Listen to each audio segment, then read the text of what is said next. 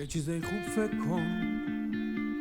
اگه دستمون بسته است، اگه دلمون شکسته است این روزا،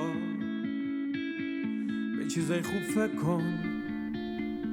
اگه راهی نمونده، تکیه‌گاهی نمونده تو دنیا،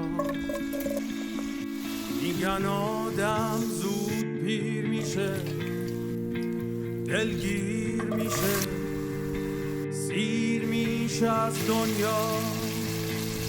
میگن فایده نداره، این رسم روزگاره، از در و دیوار میباره اینجا. ولی تو به چیزای خوب فکر کن که ما زنده ایم به امید، زنده ایم به رویا، به فردا. به چیزای خوب فکر کن که چاره ای نداریم، باید دووم بیاریم همینجا.